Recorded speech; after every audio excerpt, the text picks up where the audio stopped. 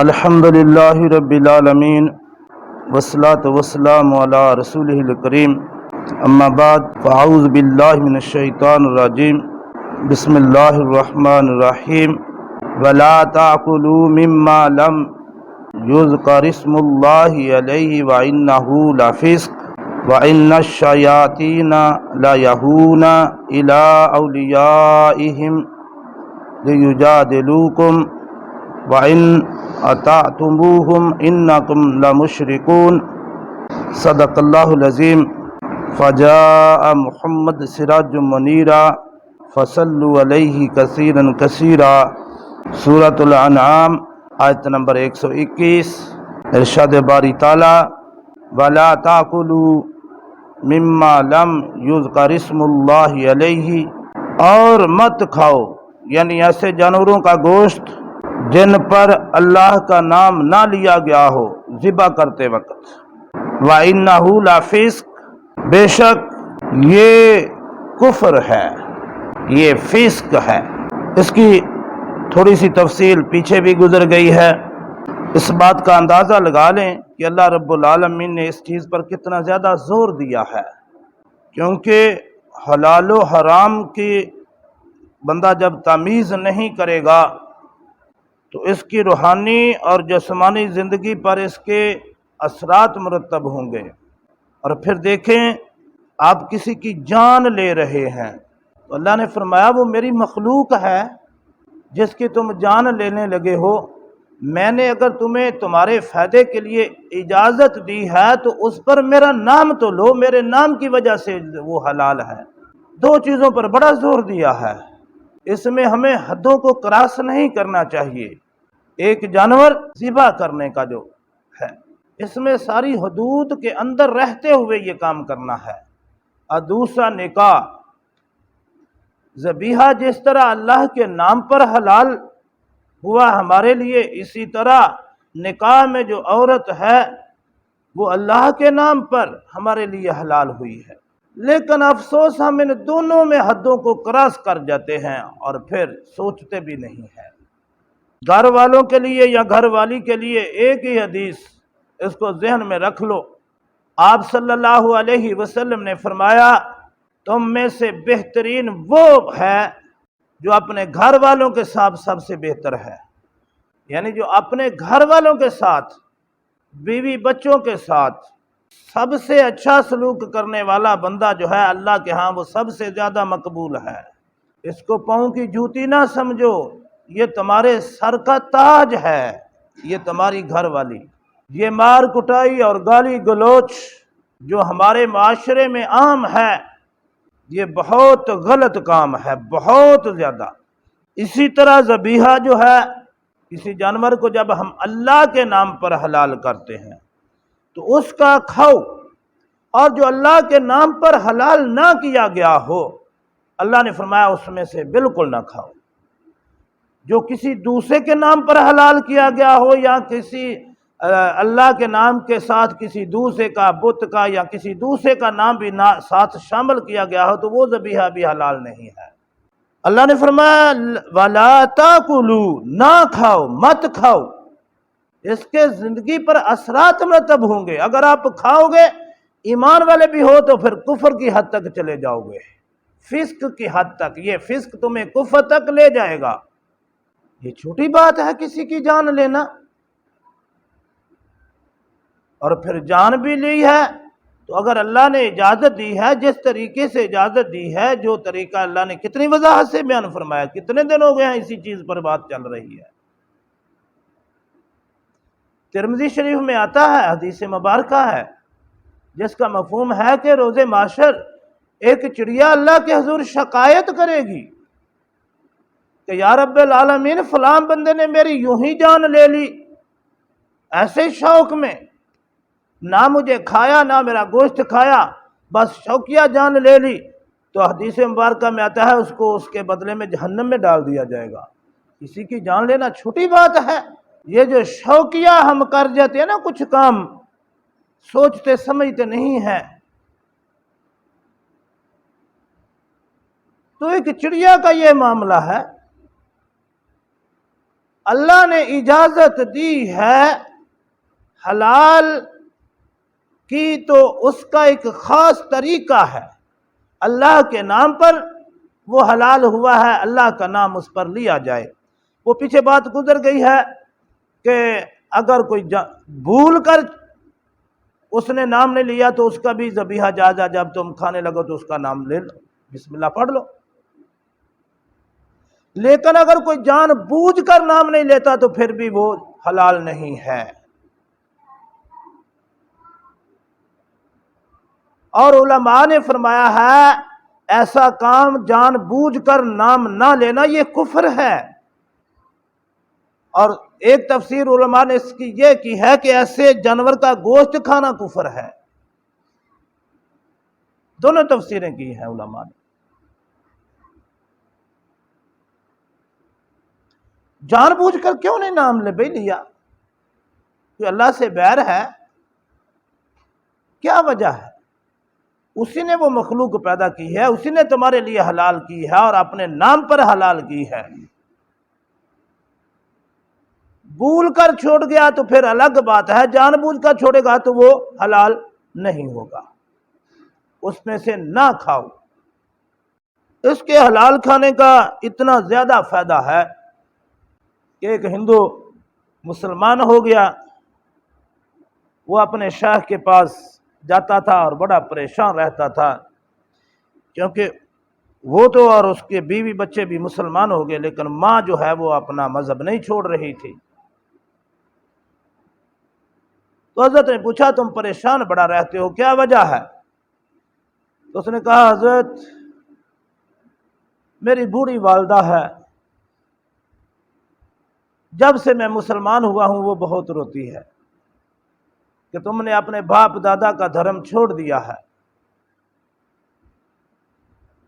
وہ بوڑھی ہو گئی ہے، میری بھی اتنی زیادہ، میں بھی بال بچڑدار ہو گیا ہوں، لیکن اب بھی وہ اتنا مجھ سے پیار کرتی ہے کہ اپنے ہاتھ سے مجھے کھانا کھلانا شروع کر دیتی ہے اور ساتھ روتی بھی ہے۔ تو حضرت نے کہا کیا تمہارے گھر میں حلال پکتا ہے؟ تو کہا ہاں حضرت پکتا تو ہے۔ تو کہا اس میں سے کوئی نہ کوئی بوٹی اس کے منہ میں بھی ڈال دیا کرو۔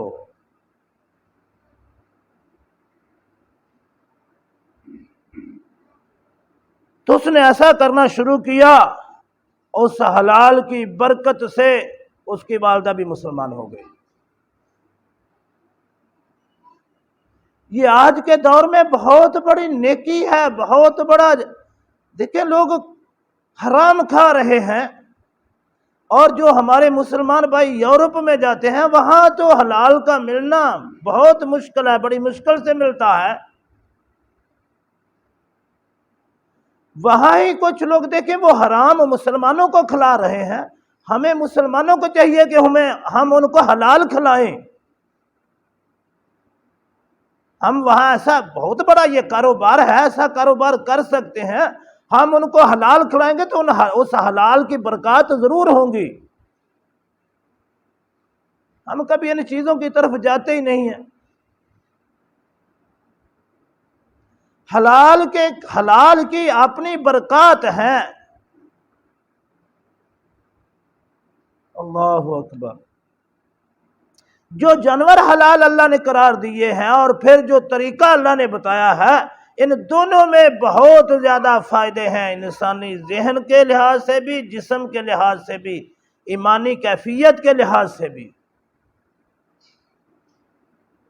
حرام کا ایک لقمہ کھانے سے 40 دن تک دوا قبول نہیں ہوتی۔ ہم نے کبھی ان چیزوں پر غور ہی نہیں کیا۔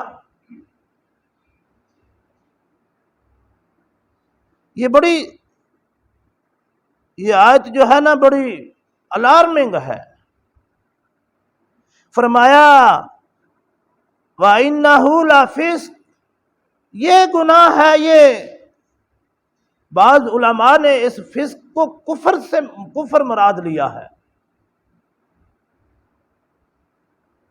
اور حقیقت بات بھی یہی نظر آتی ہے کہ اگر بندہ حلال و حرام کی تمیز نہیں کرتا تو پھر کفر کی حد تک چلا جاتا ہے۔ وَإِنَّ الشَّيَاطِينَ لَيُوحُونَ إِلَىٰ أَوْلِيَائِهِمْ لِيُجَادِلُوكُمْ، اور بے شک جو شیاطین ہیں وہ تو اپنے دوستوں کے دلوں میں ایسے وسوسے ڈالتے رہتے ہیں، کبھی یہ کہیں گے دیکھیں جیسے پیچھے گزر گیا، دیکھیں جی اپنے ہاتھ سے جو مارتے ہیں اسے تو یہ کہتے ہیں حلال ہے، جو اللہ مارے وہ حرام ہے، ایسے یہ وسوسے ڈالتے رہتے ہیں۔ آج کے کافر بھی یہ وسوسے مسلمانوں کے دلوں میں ڈالتے ہیں۔ یورپ میں دیکھیں جی جو گردن سے ہم مسلمان کاٹتے ہیں وہ حلال ہے، جو ہم کاٹ دیتے ہیں وہ حرام ہے۔ بھائی وہ ایک خاص طریقہ ہے، اس کے ایک فائدے ہیں طبی لحاظ سے بھی اور جسمانی لحاظ سے بھی، روحانی لحاظ سے بھی۔ پھر وہی چیز جو اللہ نے حلال قرار دے دی ہے، وہ اللہ نے حلال قرار دی ہے، وہ مالک حقیقی نے، خالق حقیقی نے حلال قرار دی ہے، کچھ شرائط کی بنا پر حلال قرار دی ہے، ان شرائط پر اگر ذبح کیا جائے گا تو پھر وہ حلال ہوگا۔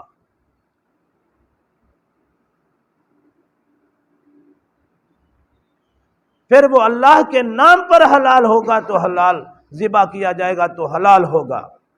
غیر اللہ کے نام پر حلال کیا جائے گا، اس کے نام پر ذبح کیا جائے گا تو پھر وہ حرام ہوگا۔ یہ نظر نیاز، یہ سب کچھ اللہ کے نام پر ہونی چاہیے، کسی غیر کے نام پر نہیں ہونی چاہیے۔ اسی طرح یہ بکرا، چھترا اور مرغا جو ہم بزرگوں کے نام پر ہم چھوڑ دیتے ہیں اور یہ کہتے ہیں یہ بزرگوں کے نام پر ہم نے ذبح کرنا ہے، تو اس میں بھی شرک ہے۔ اللہ کے نام پر چھوڑا جائے، اللہ کے نام پر ذبح کیا جائے، اللہ کے نام پر تقسیم کیا جائے، ثواب جس کو مرضی، جس مرضی بزرگ کو دے دیا جائے، یہ اس میں طریقہ ہے۔ ہم نے ایک چھوٹا سا کاروبار شروع کرنا ہو نا، ہم کئی دن ایک چھوٹی سی دکان ہی کیوں نہ لگانی ہو، اس کے لیے ہم کتنا مشورہ کرتے ہیں، کتنے لوگوں سے ملتے ہیں، پھر جا کر وہ شروع کرتے ہیں، اس کے نفع نقصان دیگر ساری چیزوں پر غور و فکر کر کے دین اسلام پر ہم بالکل آنکھیں بند کر کے کام شروع کر دیتے ہیں اور عمل شروع کر دیتے ہیں، کوئی سوچتے سمجھتے نہیں ہے۔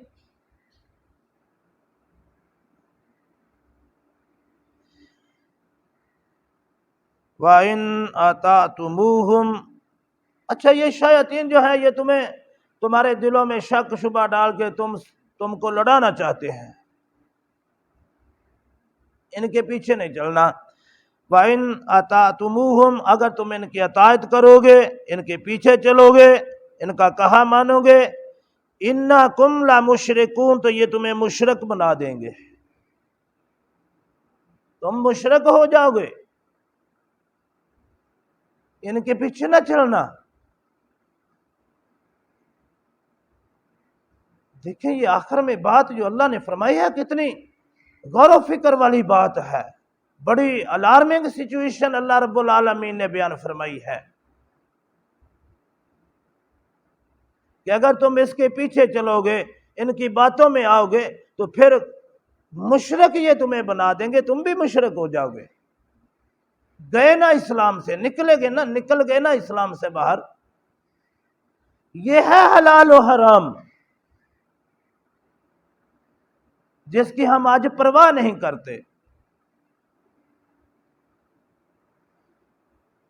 بہرحال اللہ سمجھ عطا فرمائے، اللہ عمل کی توفیق عطا فرمائے۔